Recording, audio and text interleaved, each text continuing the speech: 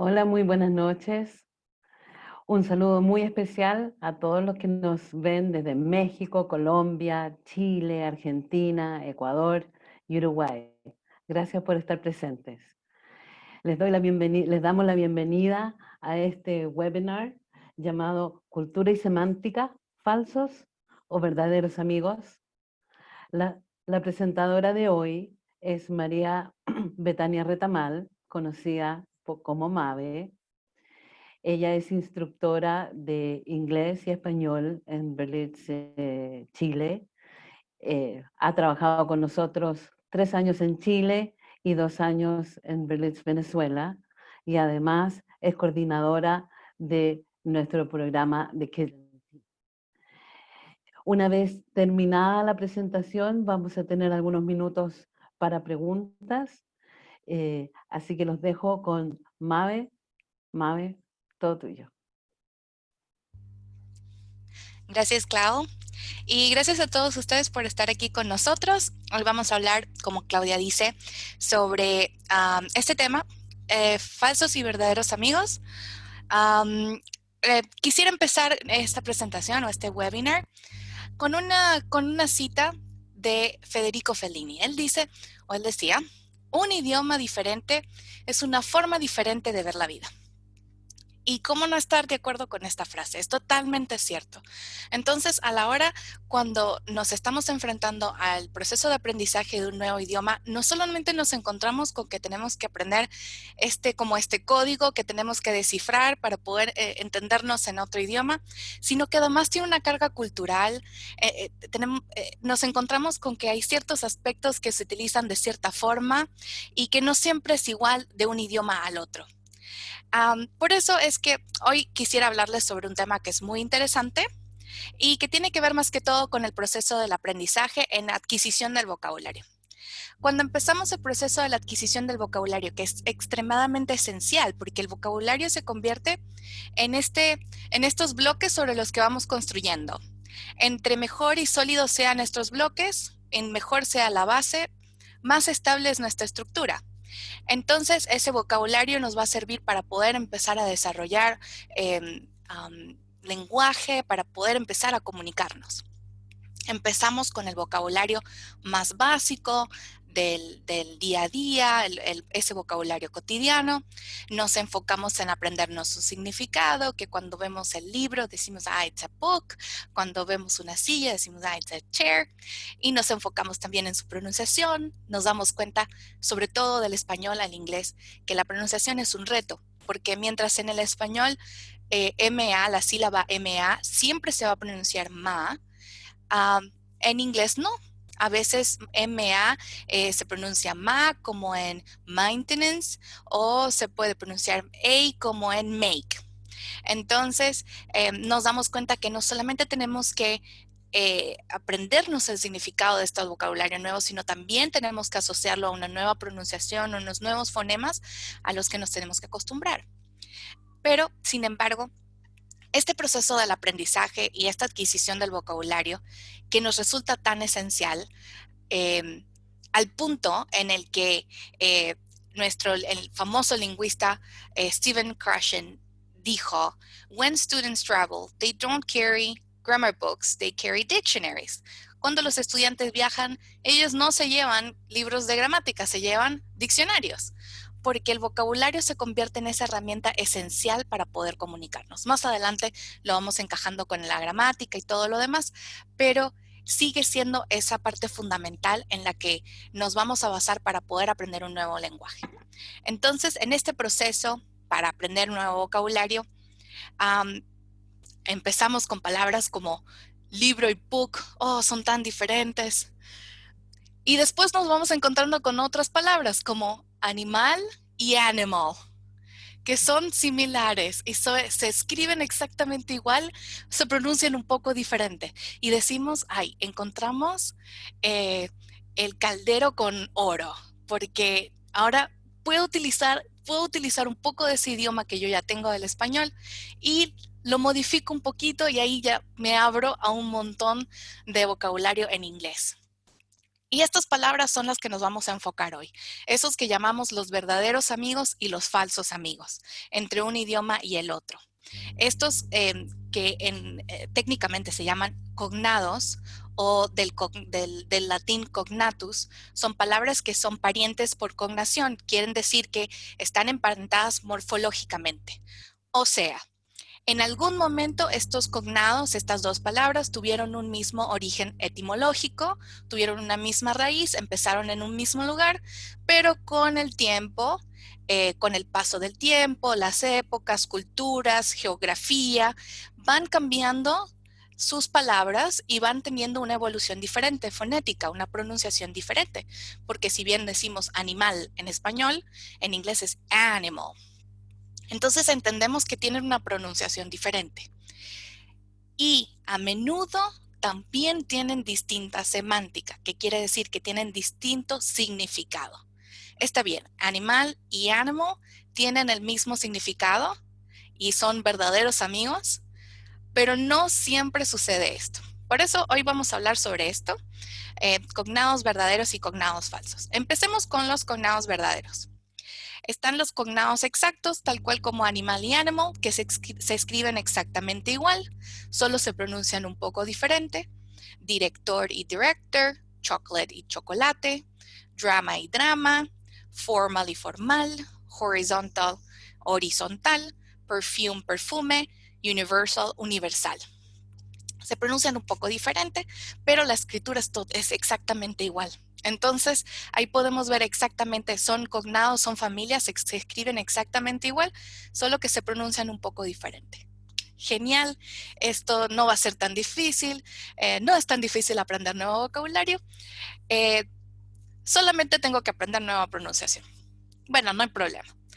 Vamos a los siguientes tipos de cognados. Hay diferentes como reglas generales que les podemos identificar a los cognados verdaderos. Hay cognados verdaderos a los que solamente les tenemos que quitar o añadir una letra. Por ejemplo, tenemos arte en español y en inglés le quito la E, es art. Listo. Yo puedo más o menos darme cuenta que incluso la pronunciación no es ni tan difícil, no es tan diferente. Tengo banco y bank. No es tan diferente, solamente le quito una letra. Estos cognados son muy parecidos, quizás tienen algunos otros cambios en escritura, pero realmente podemos ver por qué son familia, se parecen muchísimo. También tenemos otros cognados a los que les tenemos que aplicar una pequeña regla. Por ejemplo, cuando cambiamos la terminación I latina A y la cambiamos por la Y y se hace el cognado en inglés. Por ejemplo, familia y family o psicología y psychology. Que también podemos ver otro tipo de regla. Por ejemplo, cuando en español decimos una sílaba con F, fa, pero con inglés le cambiamos la F y le ponemos PH, como en el caso de farmacia y pharmacy, o elefante y elephant. También tenemos otros tipos de reglas, por ejemplo, cuando le cambiamos la QU, ese sonido ki, por CHI, como en architect y arquitecto. Y de hecho, si uno se pone a dar cuenta, cuando dices arquitecto y architect, suenan muy similar. Lo único es que la escritura es diferente. Ya podemos ver por qué son cognados, se parecen mucho.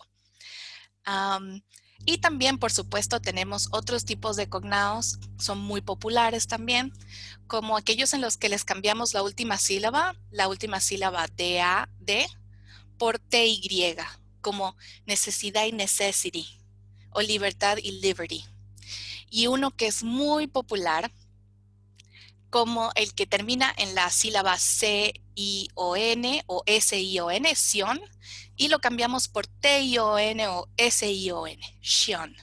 Corrupción y corruption, pasión y passion, ilusión e illusion. Y es tan popular que la gente dice, bueno, en vez de decir table, digo messation, O silla, sillation. Siéntate en el sillation. Sit in the sillation. Es, a veces las personas se emocionan un poco con estos cognados y le empiezan a atribuir estas mismas reglas a otras palabras. Esas palabras no existen. Les quiero decir de una que no existen. No existe el sillation ni el messation. Tienen otras palabras para poder decir ese concepto. Pero definitivamente que estas que sí son cognados verdaderos se parecen, suenan, incluso tienen algo similar en la pronunciación y significan lo mismo, tienen el mismo significado.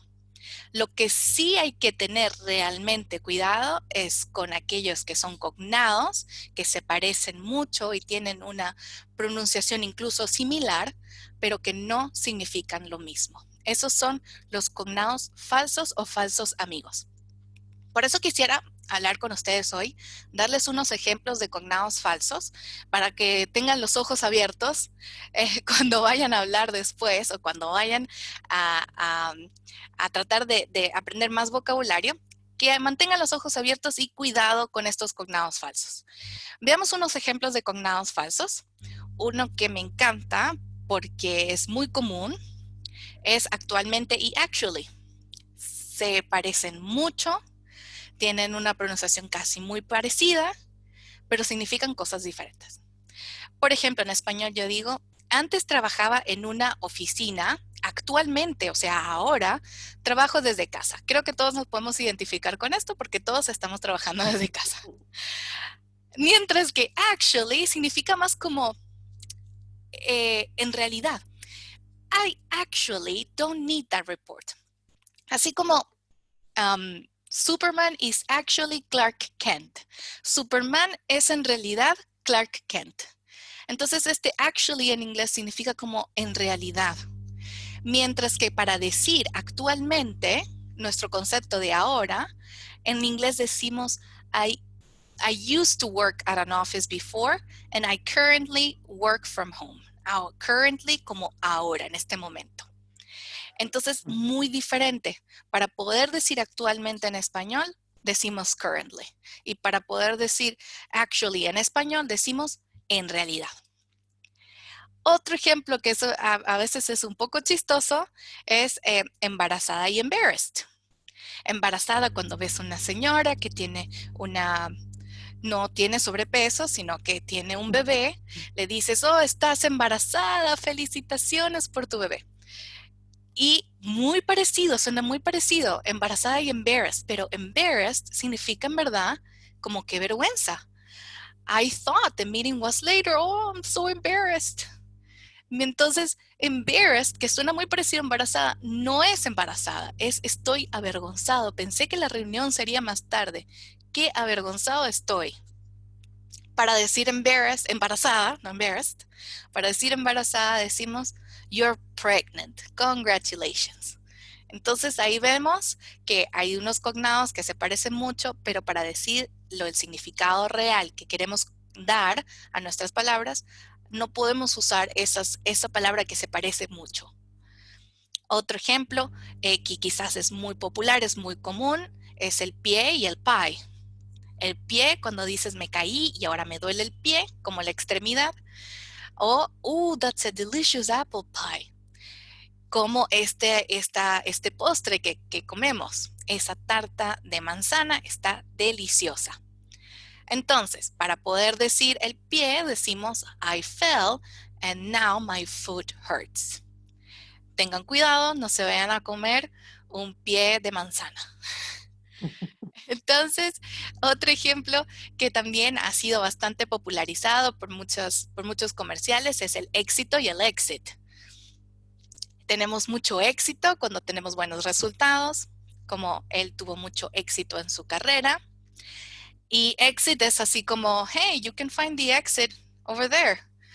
Puedes encontrar la salida allí. Pero para hablar del éxito en inglés decimos, he had a lot of success in his career. Muy parecidos, es como ese ejemplo de art y arte o música y music, éxito y exit, no significan lo mismo, significan cosas muy diferentes. También otro ejemplo en las que muchas personas caen es en esta trampa del recordar y record.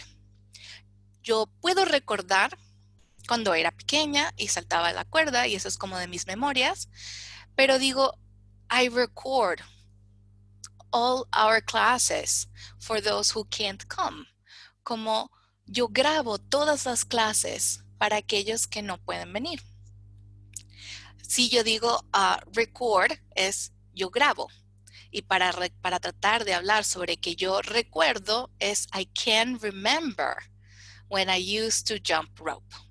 Entonces, mucho cuidado con este cognado, se parece mucho. Podemos ver por qué son cognados, pero no son cognados verdaderos, son cognados falsos. Este cognado también tiene ese mismo problema, que es que se parecen mucho y lo usamos mucho. Por ejemplo, en español decimos todos asistieron a la reunión, como que todos fueron, todos estuvieron, todos participaron en la reunión.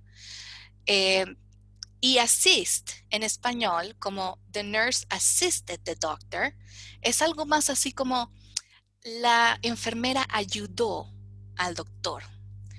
Asistir sería everyone attended the meeting.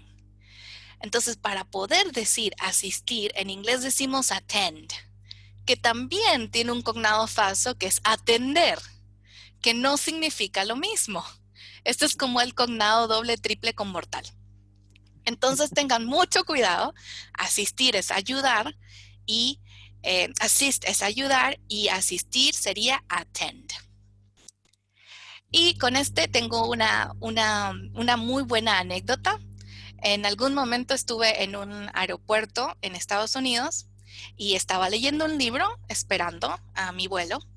Y llega una chica que estaba haciendo la limpieza en esa parte del aeropuerto y me dice, disculpa que te moleste, me da mucha vergüenza contigo, pero te puedo pedir que te muevas porque estamos vacunando la carpeta. Y me quedé con una cara de que realmente no entendí nada. ¿Cómo están vacunando la carpeta? En ese momento no había coronavirus, pero supongo que si hubiera coronavirus ahí se hubiera entrado en pánico. ¿Qué está sucediendo? Y cuando veo es que estaban aspirando la alfombra. Porque en inglés decimos carpet cuando queremos hablar de la alfombra. The carpet is dirty and needs to be cleaned. O la alfombra está sucia y necesitamos limpiarla. Mientras que en español, eso que nos referimos como la carpeta, tengo todos los documentos en la carpeta, decimos I have all the documents in the folder o the binder. Entonces, tengan mucho cuidado. No solamente pasa del español al inglés, también puede pasar del inglés al español. Es también posible. Tengamos mucho cuidado con eso, con esos cognados que son falsos. Parecen mucho. Es una cuestión de quitarle una letra, pero significan cosas muy diferentes. Y finalmente tengo este último ejemplo de cognados falsos, como el billón y el billion, que también da un poco de rabia porque decimos que en español el millón sí se parece, sí es el million, pero en billón y billion no. El billón es la cifra que le siguen 12 ceros y el billion es la cifra que le siguen 9 ceros. Entonces, si estás hablando de un salario de $1 billion, ojalá alguien pueda hablar de eso, quizás una poca cantidad de personas, no es lo mismo que hablar de un salario de $1 billón. Entonces tengan mucho cuidado con eso también. No solamente pasan con los conceptos como más abstractos, también puede suceder con estos de los números. Otros ejemplos de estos cognados falsos son, por ejemplo, la fábrica como el lugar donde hacemos los aparatos y el fabric, que es como la tela, o la lectura, o the lecture, que es más como un discurso, como una clase, o largo, que se confunde mucho con large, mientras que largo, en verdad diríamos en inglés long, como Chile is long, pero un objeto, no solamente long, sino en muchas dimensiones, es large, es como grande. Entonces largo es diferente a large. Y librería, por ejemplo, en español es este lugar donde consigues los libros o compras libros. Y eso en inglés sería un bookstore. Un library es más como la biblioteca. Entonces tengan mucho cuidado con estos cognados falsos. Y les quiero contar otra anécdota que me sucedió. Estaba en una clase de inglés con un estudiante de Chile y un estudiante de Argentina. Y estamos hablando de este lugar, como un lugar parecido, quizás no tan bonito, de los lugares donde las personas comen o almuerzan en una oficina. Estábamos hablando sobre esto, todo bien, me estaban contando cómo les gusta mucho y mi estudiante de Chile me dice, yes, I love the casino. Y me quedé como, ¿qué empresa te deja jugar póker? Entonces yo le pregunto, eh, ¿cómo los dejan jugar póker en la empresa? Y mi estudiante de Argentina me dice, teacher, casino in Chile is a canteen. Es como este lugar donde tú vas a comer. Y ahí entendí y me quedó muy claro otra cosa, que no solamente existen estos cognados porque hubo un proceso muy largo y geográfico de cambios culturales y todo lo demás, pero también hay cambios culturales, incluso en nuestro propio idioma, en el español. Porque de hecho, en español, el casino para muchas personas, para nosotros, e incluso para personas en Chile, es el lugar donde vas a jugar póker. Pero también en Chile es el lugar donde se va a comer. Entonces, tiene que ver mucho el uso del vocabulario y el uso de las palabras. También tiene que ver con el contexto cultural, el lugar, el país donde tú estás. No solamente en inglés, sino incluso dentro de nuestro propio idioma. Entonces, si vamos a enfrentar este monstruo que tenemos por delante, aprender nuevo vocabulario, también tener cuidado con los cognados que tenemos dentro de nuestro propio idioma y cognados que tenemos del español al inglés, ¿qué podemos hacer? Me llevo un diccionario para todos lados, empiezo a estudiar etimología, a ver si puedo estudiarme las raíces latinas o las raíces griegas o qué sé yo, o me busco un diccionario de distintos países, ¿qué hago? Les voy a dejar, después de este webinar, con dos consejos. Empecemos por la primera cosa, que es que aquí cito a Confucio: me lo contaron y lo olvidé, lo vi y lo entendí, lo hice y lo aprendí. Y me voy a guiar por este consejo, por esto que me parece tan sabio. Ya se los conté, ya lo saben, pero probablemente ya lo olvidaron. Quizás ahora recuerden uno que otro cognado falso que les mencioné, pero probablemente no lo vayan a recordar. ¿Qué es lo que podemos hacer? Bueno, vamos a ver más lenguaje para entenderlo. ¿Cómo podemos ver el lenguaje? Pues lo mejor que podemos hacer es aumentar nuestra exposición al lenguaje. Ver más televisión en inglés, ver más películas en inglés, escuchar más canciones, leer más libros, leer más noticias. Todo este aumento de la exposición nos va a ayudar a tener mayor contexto. ¿Qué quiere decir esto? Entre más contexto tengamos, mejor vamos a poder entender el idioma. Mayor contexto, como por ejemplo, si leo El Gran Gatsby, voy a tener el contexto de Estados Unidos en los años 20, o si me leo Pride and Prejudice, voy a tener el contexto de Inglaterra en la era victoriana. O si me pongo a ver, no sé, The Office, voy a tener el contexto de una oficina en un pueblo pequeño, en Estados Unidos, en la costa este. Eso me va a permitir entender muchas cosas sobre el lenguaje, porque el lenguaje no es solamente decir esto es inglés, sino también es decir esto es inglés en este país, esto es inglés en el pasado, esto es el inglés que utilizas en una situación formal o informal, de padres a hijos, entre familia, entre amigos, entre jefe y empleado. Cómo se maneja ese contexto nos va a ayudar a entender mejor el vocabulario. No solamente eso, sino que entre más nos expongamos al idioma, mejor vamos a tener conocimiento de la pronunciación, porque no solamente existe americano y británico. También existe irlandés, escocés, australiano, el inglés que se habla en India, en Pakistán, y entender y tener una mayor exposición a esa pronunciación nos va a ayudar a entender mejor. ¿Y entender mejor para qué? Pues para entender su significado. Porque una vez que tengamos este contexto y poder entender y entender la palabra, entender la pronunciación, podemos inferir el significado. Porque no va a ser lo mismo que si estás viendo Friends y ves que Mónica le dice a Rachel que ahora va a tener un bebé de Ross, le dice, oh, Rachel, you're pregnant. Vas a decir, oye, ¿por qué no dijo embarazada, embarrassed?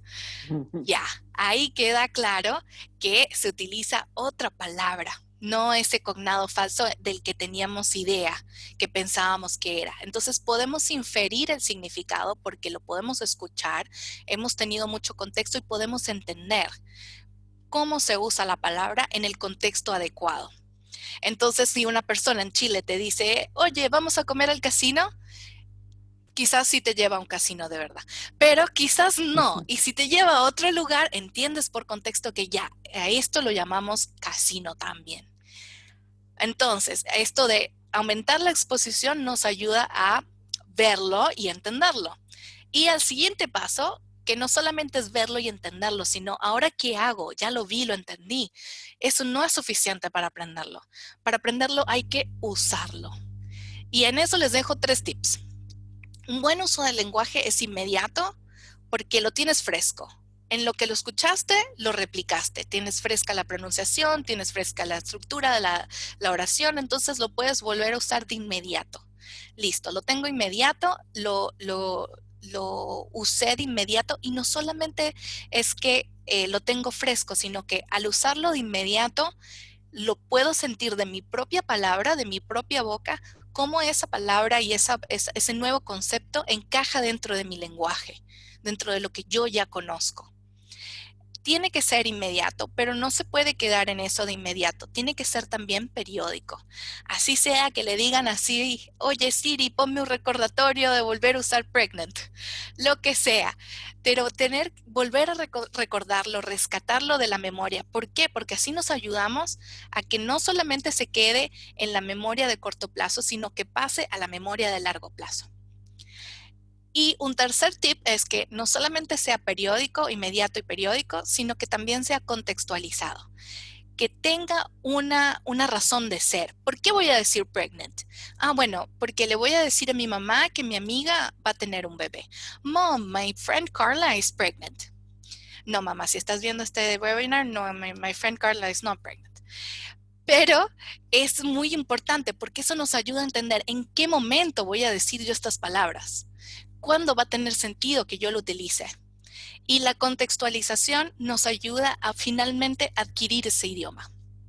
A veces, y muchas personas me han dicho, he leído y leo y entiendo mucho y veo y entiendo y puedo inferir el significado, pero es que simplemente no las uso. No uso las palabras. Y eso pasa porque no le damos prioridad a usarlo. Por eso les digo, traten de mantener el uso del lenguaje porque tal cual como lo ven en la imagen, no vamos a saber que podemos andar en bicicleta hasta que se suban a una. Por eso, utilicen el lenguaje de forma inmediata, después rescátenlo y háganlo de forma periódica, pero siempre tengan en cuenta que tiene que ser contextualizado. Muchas gracias. ¿Tienen algunas preguntas?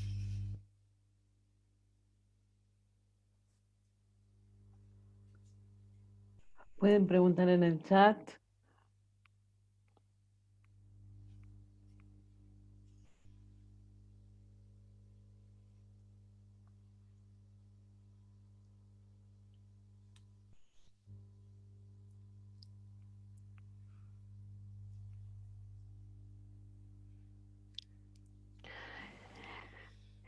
Aquí nos están preguntando de las redes sociales, Mabe, ¿qué diccionario o herramienta me sugieren usar? Siempre es bueno que utilicen un diccionario inglés-inglés. Incluso muchas veces yo les recomiendo a todos mis estudiantes que hagan lo siguiente, empiecen su propio diccionario. En un cuaderno tengan siempre un glosario de las palabras nuevas que van empezando. Y ese propio diccionario que ustedes se van haciendo, porque van infiriendo el significado del contexto, entonces lo pueden tener como la palabra, una pequeña explicación si quieren, pero también en inglés, y un ejemplo. El ejemplo siempre ayuda. O si no es un ejemplo, entonces un dibujito también. Eso nos ayuda a tratar de recordar, a que esa palabra tenga un recuerdo visual o un recuerdo de un ejemplo. Y esa memoria nos va a ayudar también a poder finalmente adquirir el lenguaje. Ok. También nos preguntan, hola, soy mexicana y no me quedó claro lo del casino. Ah, bueno, porque en Chile el casino es como la cantina, como, como la cafetería. Así se utiliza, como las personas en la oficina dicen, oye, vamos a encontrarnos en el casino para almorzar. Y es tal cual, como en la cafetería. Pero también puede ser el casino como el lugar para jugar póker. Entonces, supongo que si estás cerca de un casino de verdad, es el casino de verdad. Muy bien, muchas gracias. ¿Y cuál es la diferencia entre inglés británico e inglés americano? Existe grandes diferencias hay palabras que se utilizan en inglés británico y en inglés americano se utilizan otras palabras, como en americano dices pants y en británico dicen trousers. Entonces tienes ese tipo de ejemplos en el que el vocabulario es diferente. También en pronunciación, cuando hablo con una profesora que tiene un acento de inglés muy adorable y yo le digo, let's have a party. Y ella me dice, oh, no digas así, it's a party. Entonces también hay como esas pequeñas diferencias de pronunciación y también hay algunas otras diferencias en gramática. Y por eso mismo es que es tan esencial empaparse de las dos. Y no solamente británico y americano, sino también el acento australiano o el acento canadiense o el acento irlandés, porque es que nos enfrascamos como que en esta idea de que existen solo estos dos. Entonces, no solamente eso, sino también hay muchos otros contextos de lo que también nos va a ayudar a tener mejor exposición del lenguaje. ¿Y cómo se puede tener una mejor pronunciación? Una gran forma, eh, de nuevo, montándose o andando en la bicicleta, es practicando, pronunciando varias veces. Pronuncias, te lo vas diciendo a ti mismo ante el espejo. Una buena forma es una buena técnica ante el espejo porque ves cómo vas gesticulando la pronunciación. También una buena forma es grabándose o recording yourself, grabándose y escuchándose uno mismo. Y una forma que es muy divertida, a mí me encanta, si les gusta cantar, yo creo que es lo mejor que pueden hacer, es cantar. Cantar es una muy buena forma de mejorar la pronunciación porque sin querer y casi que sin esfuerzo, estás repitiendo una y otra vez, escuchando pronunciación y repitiendo esa pronunciación. Ok. Y Mabe, ¿podrías explicar nuevamente lo del proceso periódico, por favor? Por supuesto, porque les dije que tenía que ser inmediato. Entonces, si escucharon a Mónica decirle que a Rachel que, oh, you're pregnant. Ok. Entonces lo repiten, ¿no? Rachel is pregnant. Ok, Rachel is pregnant.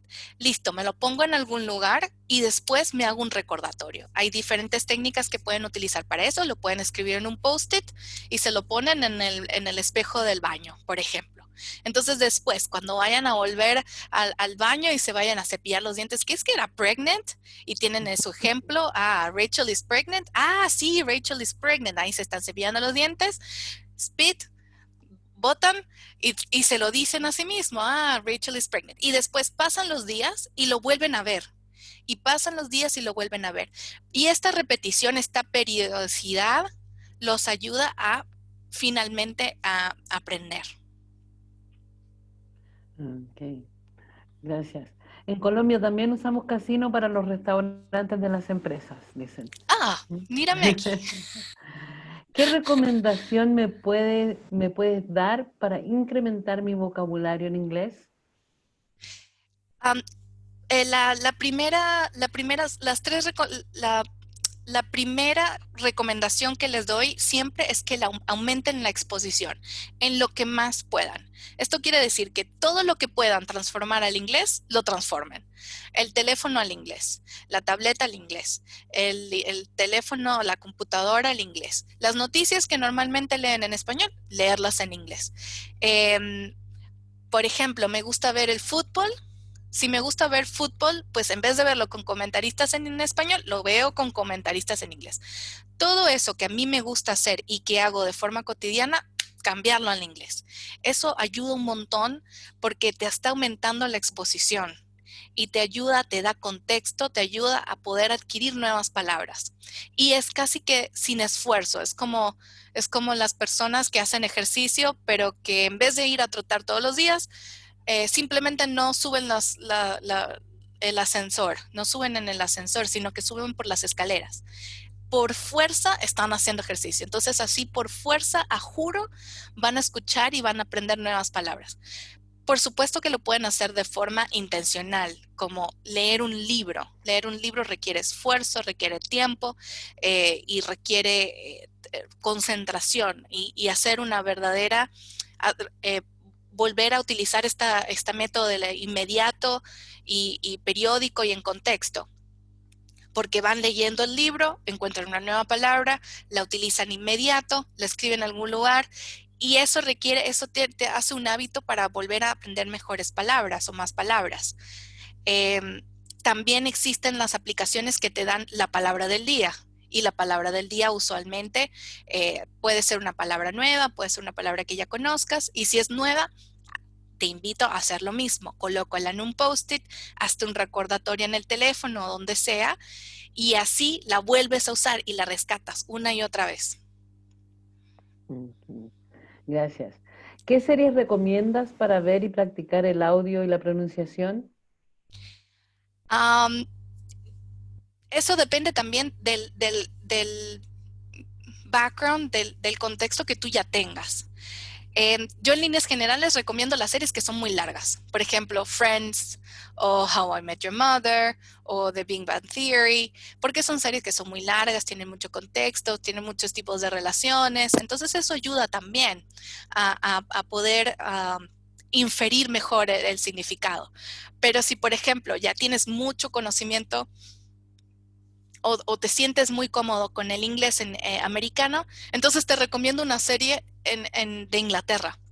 Ve The Office original o ve The IT Crowd o ve, no sé, muchas otras series. Eh, y eso también ayuda, no solamente quedarse en el inglés americano, pero también ir y buscar en otros lugares donde puedo tener abrir esos otros contextos a los que no tengo tanta exposición. Gracias. Dice, a mí en lo particular me trabo o piso palabras al querer hablar o decir una frase completa. ¿Alguna herramienta o recomendación para ayudarme a mejorar la fluidez en el habla? Esa es una muy, muy buena pregunta. Normalmente lo que les recomiendo es que tal cual como la escuchen la primera vez, lo repitan exactamente igual. Ese es en el uso inmediato, porque lo tienes ahí fresco y eso te ayuda a que lo vuelvas a repetir fresco y lo estás como copiando y pegando, copiando y pegando, tal cual como está. Y repetirlo una y otra vez, una y otra vez. Cuando empiezas a repetir, te vas dando cuenta que ahí se va soltando. Porque no solamente es una cosa de recordar las palabras y recordar la pronunciación y practicar la pronunciación, sino que incluso los músculos que utilizas en la cara para hablar en español son diferentes a los músculos que utilizas para hablar en inglés. Y tal cual como cualquier otro músculo necesita ejercitarse, tienes que repetir una y otra vez, porque esos músculos, entre más repitas, más se ejercitan y finalmente puedes como destrabar eso. Ahí empieza mecánicamente la primera parte. Y no solamente eso, sino que sentirse cómodo. Porque cuando ya lo repites varias veces, te sientes cómodo diciéndolo una y otra vez y ya, es como que listo. Ya después ya ni piensas. Gracias.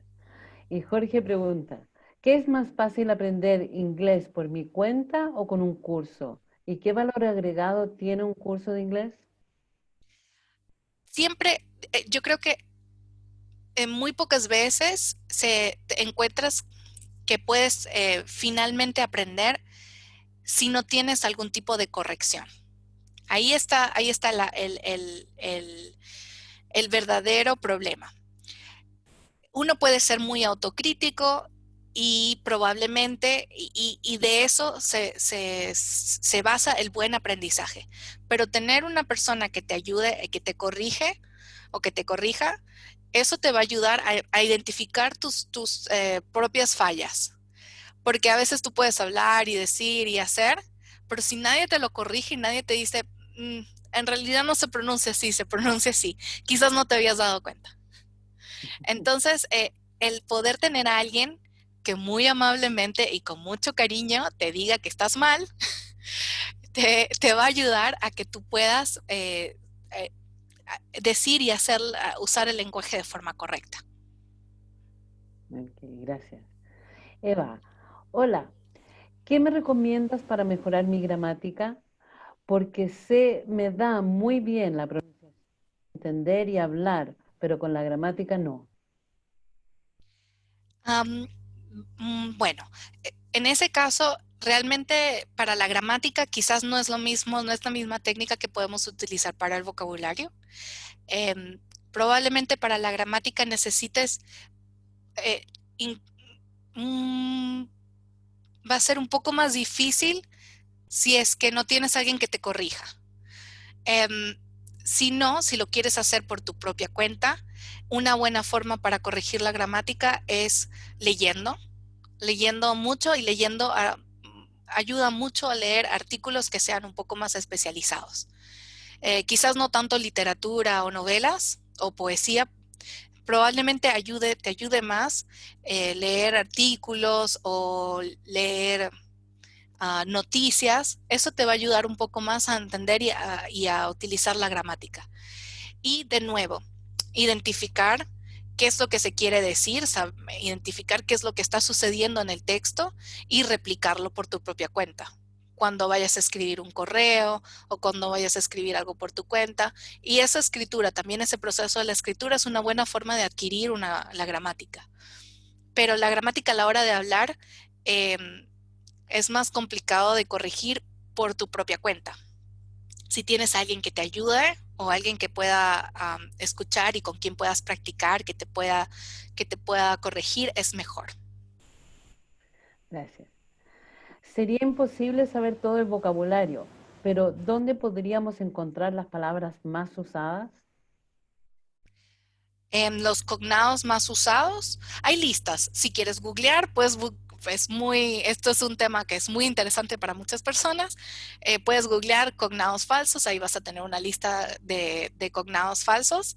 Eh, y hay muchísimos más de los que yo les di o de los que vimos ahora. También es posible googlearlos y ahí los pueden ver más. Pero en líneas generales creo que tienes razón, es imposible. Entonces, lo mejor que les puedo recomendar es eso, es estar pendientes del contexto.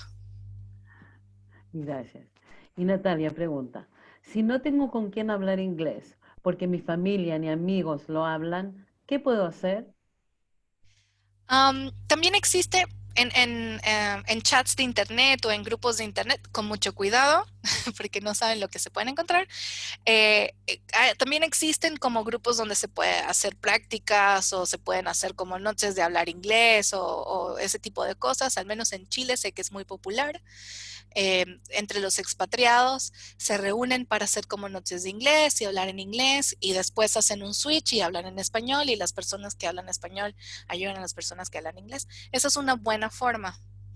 Eh, y es una buena forma como para también romper el miedo y darle y hablar. Pero también otra forma de poder practicar es también, por ejemplo, cantando. Y si suena como una locura, hablarse a sí mismo. Así sea eso, que sea una locura, pero también ayuda porque quieres, por ejemplo, quiero hablarle a mi jefe sobre algo, ¿cómo se lo diría en inglés? Ah, bueno, y entonces te lo hablas a ti mismo en la ducha, mientras te estás preparando, en la mañana. Eso también ayuda. Y hablarlo, decirlo en voz alta también ayuda. Escucharte a ti mismo hablar también ayuda. Eso es mejor que nada. Gracias. Y por último, Milena pregunta, ¿cómo puedo hacer para aprender los phrasal verbs? Entiendo que estos son muy utilizados en inglés. Ah, los phrasal verbs. Yo le doy la misma técnica que utilizo con todas las palabras nuevas. Em, lo mejor es utilizarlo en contexto. Cuando identificas un phrasal verb en alguna serie o en algún libro o en alguna noticia, identificarlo, escribir tu ejemplo y repetirlo, recordártelo después de un tiempo para volver a utilizarlo una y otra vez. Porque el utilizarlo una y otra vez, después cuando quieras decir algo similar, lo vas a utilizar, porque ya lo recuerdas, lo repetiste un montón de veces. Esa es la mejor forma para realmente asimilar el lenguaje. No solamente con los phrasal verbs, también con los cognados, también con vocabulario nuevo. Es la mejor forma porque realmente empieza de la memoria de corto plazo, lo pasas a la memoria de largo plazo, que es donde realmente fallamos, porque quizás podemos identificar el contexto y podemos identificar o inferir el significado, pero no es suficiente hacer eso. También hay que usarlo y hay que utilizarlo. Y para utilizarlo, tienes que escucharte a ti mismo decirlo o tienes que escribirlo o lo tienes que hacer. Tienes que utilizar el lenguaje. Es lo más importante. Muchas gracias. Muchas gracias por contestar las preguntas, Mabe. Y ahora les vamos a pedir que contesten una pequeña encuesta. Eh, son solo 3 preguntas y, y vamos a esperar unos segundos.